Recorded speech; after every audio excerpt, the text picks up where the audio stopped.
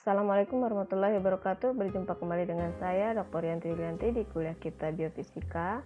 Pada pertemuan kita kali ini, kita akan membahas tentang kecepatan reaksi dalam biofisika, ya, meliputi energi bebas, lalu hukum kekalahan energi dalam termodinamika. Setelah itu, aplikasi mekanika statistik Maxwell-Boltzmann dalam gas ideal. Kita mulai dengan konsep energi bebas. Jadi dalam termodinamika ada definisi energi bebas yang berbeda dengan energi dalam. Jadi energi bebas itu berhubungan dengan spontan atau tidak sebuah reaksi kimia, terutama karena dalam biofisika itu banyak reaksi-reaksi kimia ya. Jadi biasanya kespontanan itu bisa didefinisikan dengan entropi, tapi ternyata dengan energi bebas itu lebih akurat. Nanti kita lihat contohnya. Lalu ada dua macam energi bebas, yaitu energi bebas Gibbs dan Helmholtz ya. Jadi Helmholtz itu ini dilambangkan dengan F, lalu sebagai energi internal dikurang T kali S. T kali S ini adalah temperatur dikalikan entropi ya. Jadi energi bebas itu adalah energi internal dikurang T kali S. Jadi energi internal tadi sudah beda dengan energi bebas. Lalu energi bebas Gibbs ini ditambah suku P kali V.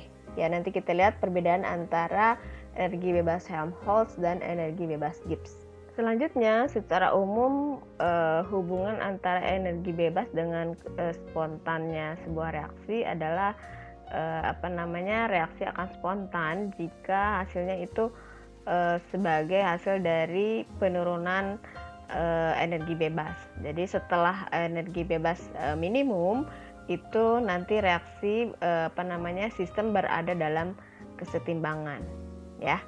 Selanjutnya, jika tadi berhubungan dengan konstan atau tidak sebuah reaksi kimia, ya, berhubungan dengan energi bebas. Jika energi bebas tersebut berada pada volume dan temperatur konstan, itu kita berhubungan dengan energi bebas Helmholtz ya.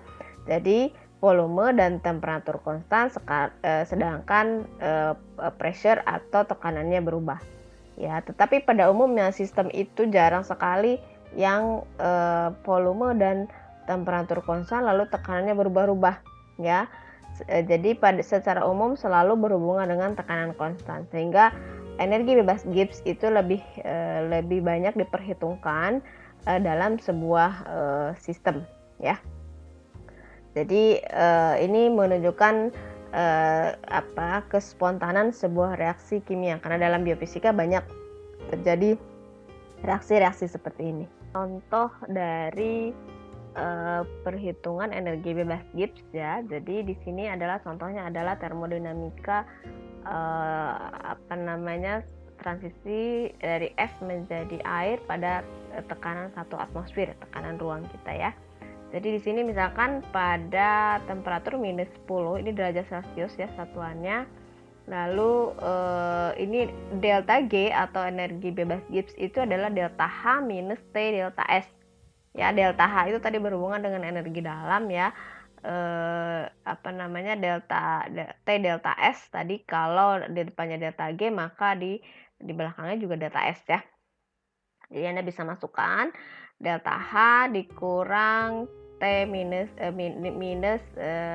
T delta S ya. Jadi delta H-nya adalah minus 5619, lalu T delta S-nya 5406. Jadi ini karena delta H lebih minus, maka hasilnya adalah minus ya. Sedangkan pada 0 derajat Celcius, delta U-nya atau delta H-nya ya, delta U dengan delta H sama, yaitu 6008 ya, minus delta H dikurang T delta S, yaitu T delta S-nya adalah 0,08 sehingga adalah 0 ya. Jadi delta G itu adalah jika delta G-nya positif, itu adalah spontan pada reaksi balik. Jadi biasanya negatif dulu ya. Jadi negatif dulu deh. Saya jelaskan negatif. Jika delta G negatif, itu reaksi yang maju. Jadi misalkan tadi es menjadi air ya, itu adalah spontan. Sedangkan delta G0 itu adalah sistem berada pada keseimbangan ya, seimbang. Jadi tidak melepaskan energi atau memerlukan energi. Contoh seperti pada air pada 0 derajat ya. Lalu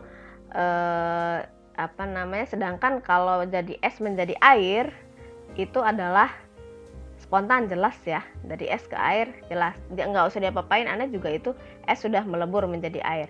Sedangkan dari air menjadi es itu adalah proses yang tidak spontan, Anda harus masukkan ke freezer dulu baru dia menjadi es. Nah itu contoh seperti itu. Jadi ini adalah kalau dari plus ke 0 itu adalah positif, kalau dari 0 itu adalah setimbang, sedangkan kalau negatif hasilnya contoh dari minus 10 ke 0 atau proses dari es ke air itu adalah proses yang spontan ya. Ini contoh dari penerapan energi bebas Gibbs. Saya juga sudah menjelaskan nih yang pertemuan sebelumnya tentang potensial-potensial yang ada dalam biofisika yang biasanya diperhitungkan ya. Jadi macam-macam energi potensialnya. Nah, jadi potensial yang diperhitungkan di dalam biofisika adalah potensial grup ya. Jadi tentu saja atom itu akan banyak sekali ya, satu bilangan Avogadro aja ada 10 pangkat 23 dan mereka saling berinteraksi, dan semakin jauh jarak antar atom, interaksinya semakin kecil tentu saja, dan kalau udah terhingga berarti tidak lagi ada interaksi. Tapi interaksi tersebut kalau tidak diperhitungkan menjadi errornya terlalu banyak ya. Jadi ada asumsi pada saat gas ideal itu tidak ada interaksi ya sama sekali.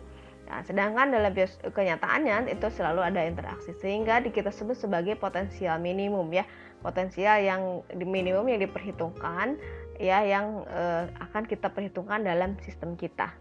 Baik, selanjutnya jika pada sistem reversible artinya kita memiliki energi potensial, berarti kerja yang dilakukan itu adalah tidak bergantung pada jalannya, jadi kemanapun akan sama asal dia kembali ke awal, itu hasilnya adalah 0 ya.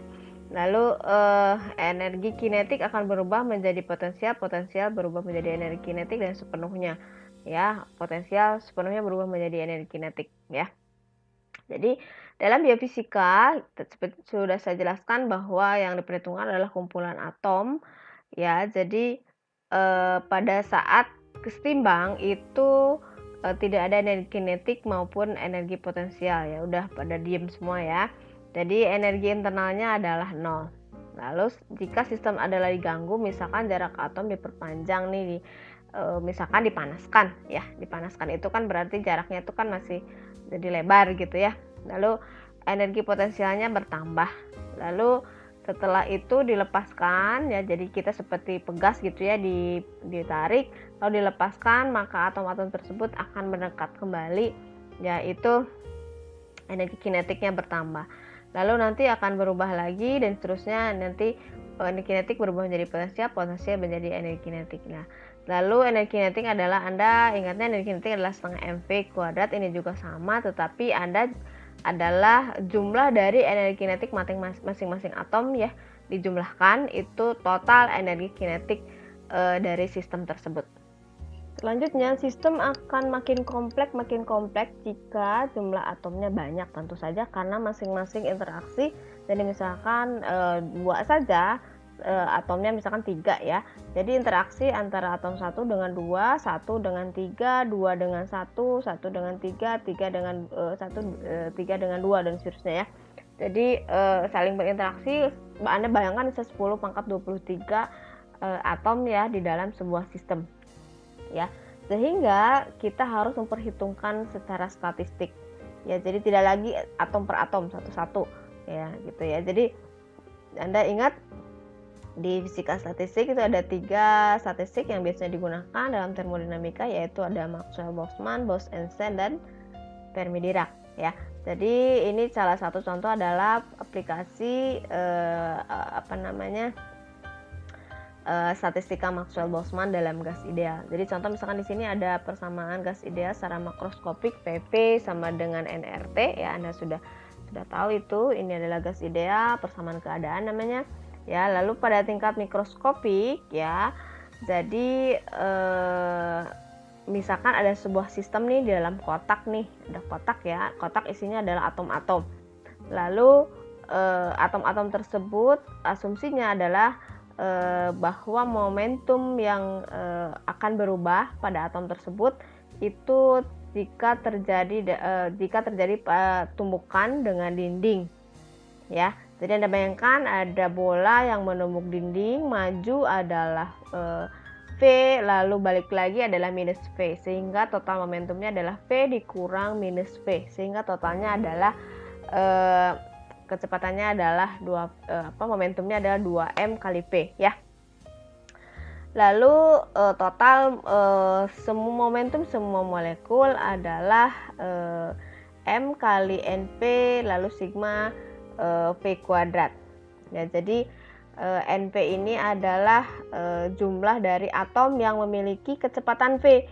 Jadi misalkan ada 10 pangkat 23 atom gitu ya, bilangan Avogadro, berapa banyak nih yang kecepatannya 10 misalkan 0,5 C gitu ya, setengah C gitu, itu ada berapa, sehingga itu dijumlahkan ya.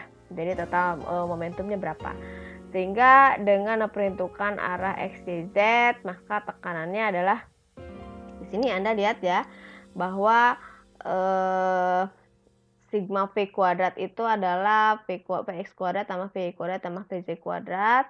Lalu tekanan itu adalah sepertiga NmV kuadrat ya. Lalu Anda masukkan di sini V kuadrat itu adalah Vx kuadrat tambah Vy kuadrat tambah Vz kuadrat, sehingga dimasukkan ini adalah sebagai energi kinetik ya. Anda ingat energi kinetik adalah setengah mv kuadrat, dimasukkan sehingga P-nya atau tekanannya 2/3 NV atau energi dikali energi kinetik, bukan lagi bentuknya mv kuadrat ya. Selanjutnya Anda tadi kita akan sebutkan sebagai tekanan. Tekanan itu adalah F per A ya. Jadi tekanan yang dialami oleh dinding. Jadi ini makanya muncul tadi tekanan dari pada tadi sebelumnya disebutkan sebagai momentum ya. Lalu statistika Maxwell-Boltzmann itu tadi dari sini itu adalah P sama dengan 2/3 NP energi kinetik. Jadi energi kinetik adalah 3P per 2NP ya. 3P per 2NP. P-nya Anda ganti dari tadi persamaan gas ideal, PP sama dengan nRT. Jadi P-nya itu Anda ganti dengan ya nRT per V. Jadi ini ganti nRT per V. Jadi energi kinetik adalah 3/2 nRT per NV. Lalu selanjutnya ini N-nya hilang ya.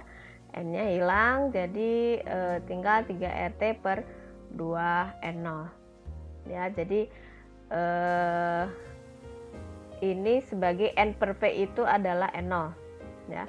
Lalu kita definisikan R adalah N0 dikali KB, maka energi kinetik adalah 3/2 kT atau 3/2 kBT, konstanta Boltzmann. Ini adalah persamaan yang memang sudah saya kira sudah sangat paham ya, di termodinamika atau di fisika statistik sering disebutkan. Selanjutnya adalah aplikasi dari tadi saya katakan statistika Maxwell-Boltzmann untuk gas ideal. Tadi sudah kita definisikan energi kinetik dari partikel-partikel gas ideal. Sekarang jumlah total molekul atau atom gitu ya, dan energi kinetik molekul. Jadi misalkan N itu adalah total dari total tadi seperti tadi ya, NP itu adalah jumlah molekul yang memiliki kecepatan V ya, lalu dijumlahkan semua ya, dari 0 sampai T hingga dijumlahkan semua, diintegralkan terhadap V gitu ya. Itu adalah total molekul. Jadi dijumlahkan semua, N dikalikan dV itu total molekulnya, sedangkan energi kinetiknya tadi adalah 3/2 NKT ya. Anda ingat kemarin tadi persamaannya. Lalu 3/2 NKT itu Anda masukkan ya, N-nya di sini. N-nya diganti dengan integral NPdV. Sehingga ini energi kinetik totalnya adalah ini seperti ini ya. Lalu tadi kita ingin mengintegralkan ini mv² NPdV, lalu masukkan statistika Maxwell-Boltzmann di sini ya. Statistika Maxwell-Boltzmann, lalu di sini ini adalah Maxwell-Boltzmann, ini adalah 4pi p² nm per 2pi kt pangkat 3/2 eksponensial minus mv² per 2 kt. Ini namanya statistika Maxwell-Boltzmann. Lalu dimasukkan ya.